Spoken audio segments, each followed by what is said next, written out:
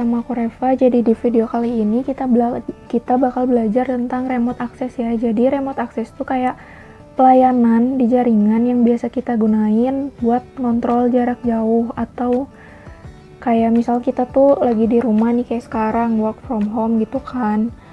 Nah, jadi kita tuh bisa ngontrol komputer kita yang server yang ada di misalnya suatu perusahaan atau sekolah, cuman dari rumah doang gitu, pakai ngeremote gitu. Nah, jadi di sini kliennya aku siapin dulu, aku pakai Windows XP. Kalau buat servernya kayak biasa aku pakai Debian ya.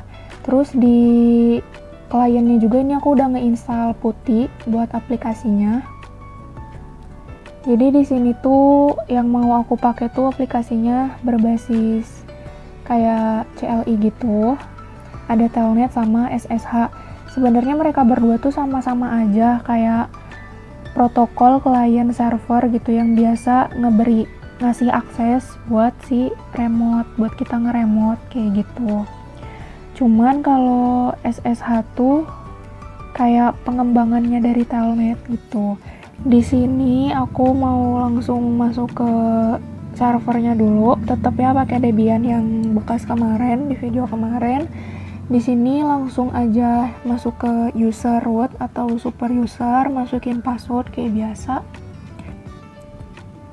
Terus udah kayak gitu kita mau nge-install dulu.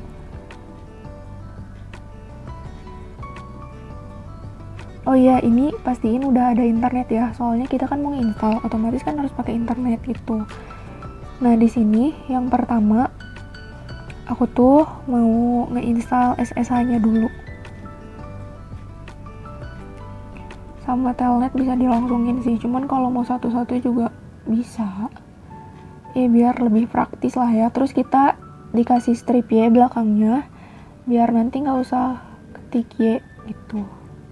Tungguin aja dulu sampai si loadingnya tuh beres gitu.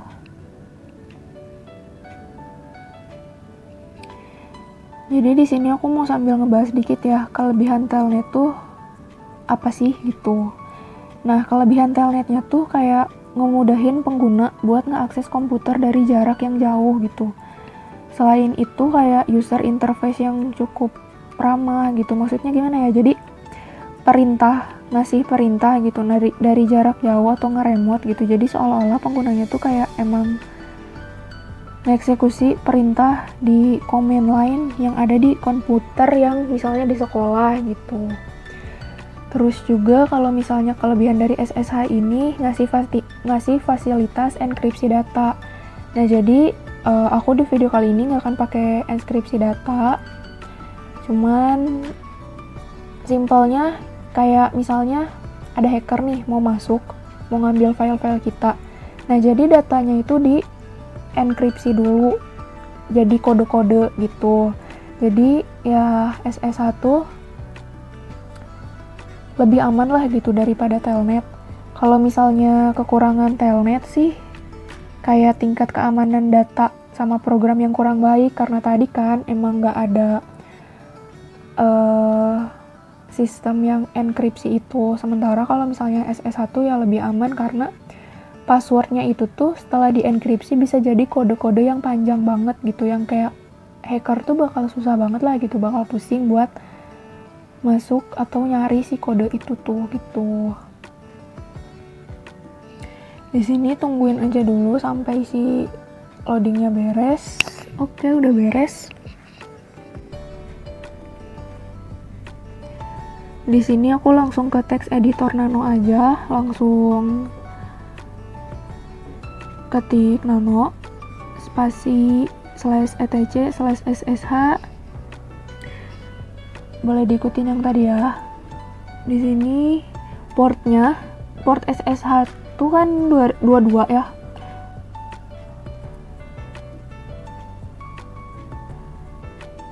Nah, di sini portnya aku ganti jadi 2020. Terus udah kayak gitu, boleh langsung di save aja. Portnya sih bebas ya, kalian mau ganti pakai berapapun itu, cuman port awalnya tuh emang portnya 22 gitu. Kalau mau diganti ya silahkan. Terus di sini kita ke text editor nano lagi.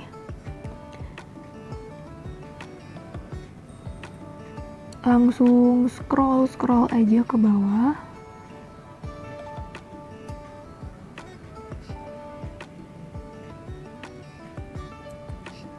Nah, ini yang telnet diganti juga portnya jadi 2021 gitu.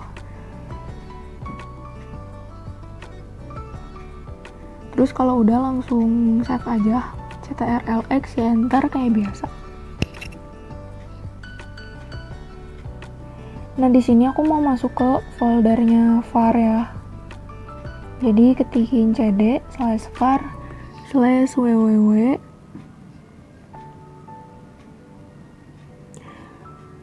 Terus aku mau config di folder var ini.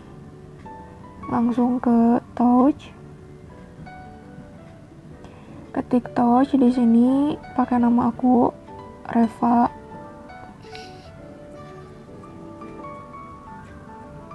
.txt.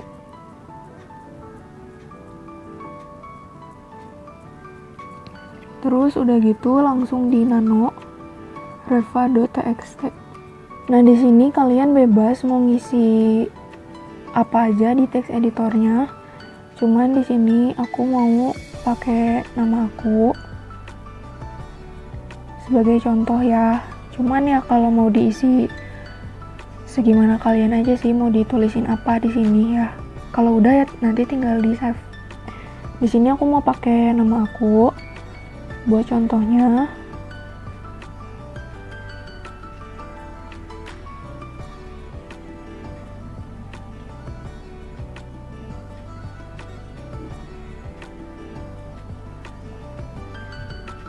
Udah gitu aku pakai kelas, jadi aku masih kelas 11 TKJ.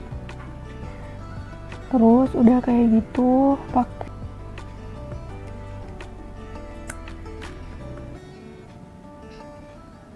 Terus di sini mau aku kasih nama sekolah ya. Aku masih sekolah di SMK Negeri 5 Bandung.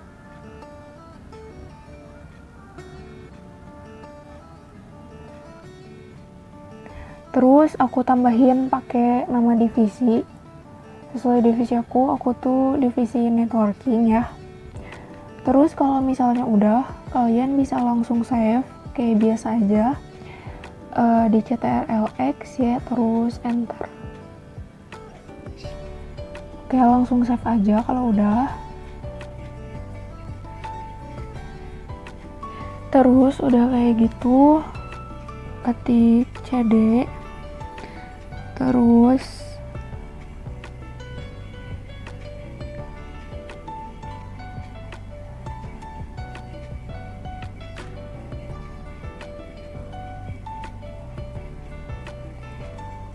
di sini tuh aku nanti loginnya mau pakai DNS, jadi pakai domain lagi.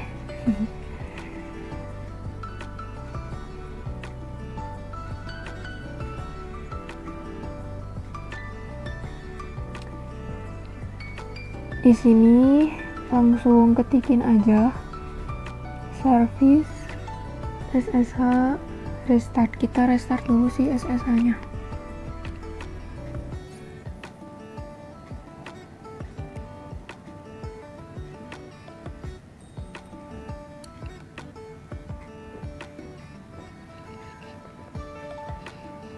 Terus aku coba reboot dulu Debian-nya.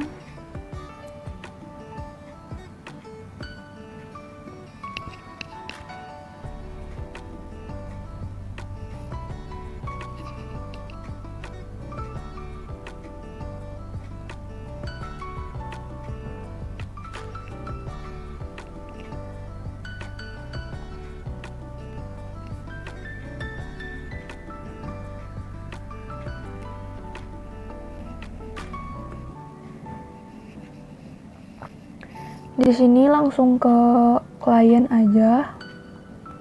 Aku kliennya tuh pakai Windows XP, terus kita langsung ke aplikasi putih.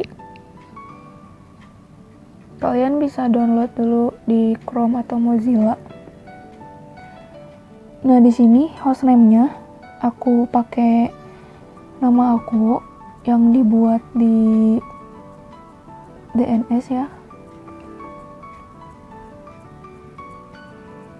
Portnya kita ganti pakai port yang tadi udah kita buat. Di sini aku mau nyobain dulu yang SSH, langsung open. Oke, udah keluar. Ini klik yes.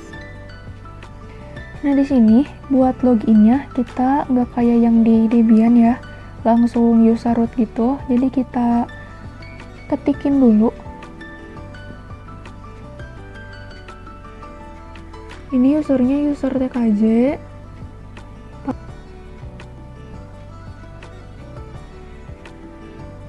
Oke, maaf. Di sini masukin domain yang udah kita buat si remote server ini. Jadi ini tuh loginnya pakai DNS yang kemarin yang aku bikin, bukan pakai IP gitu. Cuman kalau misalnya kalian mau pakai IP ya bisa-bisa aja. Cuman kan biasanya tuh IP gimana ya, lebih familiar huruf lah ya gitu dibanding angka kan, kita tuh ngingetnya. Jadi aku ganti jadi domain gitu. Terus ini portnya samain sama port yang tadi udah kita bikin. Terus kita langsung cobain yang telnetnya. Loginnya sama, masukin nama usernya, ya kayak gitu, masukin passwordnya. Nah, udah ya, jadi udah berhasil yang remote server ini. Mohon maaf ya kalau misalnya ada kekurangan, apa ada salah-salah. Kita ketemu lagi di video-video berikutnya ya. Dadah!